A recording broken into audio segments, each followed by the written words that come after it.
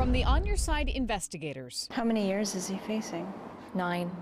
9 years. 9 years. The life-changing experience this local man went through that took him from upstanding citizen to prison inmate in a month's time. This is something really sneaking up on everyday people. As investigator Anna Canzano shows us, it wiped out a Sherwood man's life as he knew it.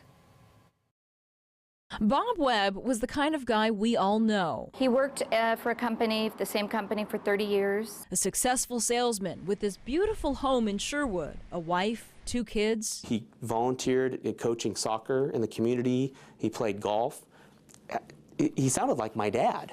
He played a lot of basketball when he was young, and they think that that probably exacerbated the problem with his hips. Problems that led to 2 hip replacement surgeries and a prescription for Oxycontin, a powerful, long-lasting painkiller. That was kind of the beginning of the end. His sister Laura Flax says Bob continued taking the drug for kidney stone pain and later as a way to get through his workday. It didn't make him feel like different. Like, I'm like, does it make you high? Does it? And he said, no, it just made me feel like I could get the job done. Whatever the job is, I could get it done. To get the pills, he doctor shopped, hitting emergency rooms and urgent care clinics until a group of physicians he was seeing computerized their systems, realized he had a problem, and stopped writing him prescriptions. Desperation's a funny thing. You know, you'd hear it every day. Yeah. The Oxy Bandit, the Oxy Bandit. And see if you recognize this man. He's being nicknamed the Oxy Bandit by police. And it was like, God, that guy looks just like Bob. It was Bob. Only at that point, she didn't know it. Bob Webb later told his sister the first one was unplanned. He walked into Safeway one day to get a Red Bull, and he thought, what the hell? He walked up to the pharmacy and asked for it, and they gave it to him. In fact, Webb came back to this very same Safeway to rob the pharmacy just 4 days later, and again a third time 4 days after that. He then hit this Bi-Mart in southeast Portland, pharmacies in Albany and Woodburn, and this Walgreens in Newburgh. 8 robberies in 26 days without ever actually showing a weapon. It was portrayed by putting his hand in his pocket, so it was the old simulated gun. The oldest trick in the book for a stick-up. And this is a guy with no criminal history? I couldn't even find a speeding ticket. Portland Police Detective Brett Hawkinson was even more surprised at what came next after Bob's co-workers saw him on the news as well and called the tip line. He turned himself in.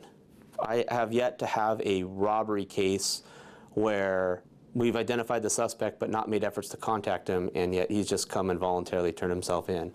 It is the fastest growing addiction in the United States. At Hazelden Recovery in Newburgh, Dr. Marvin Sepula sees prescription painkiller addiction crossing all societal lines. You've had police officers. Yes.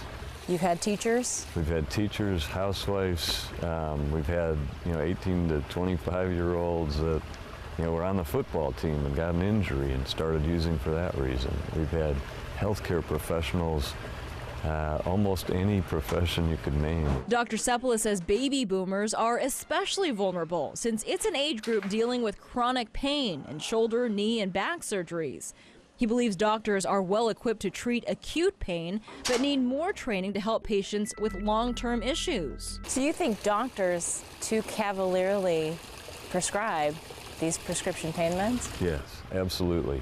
Having it be this time in his life when he wanted to retire with his wife and be a grandpa. Laura Flax wants people to know her brother's story. She wants them to understand the risk of addiction. What has this been like for you as his sister to watch him go through this? Truly the most painful. Just seeing someone you love in shackles, or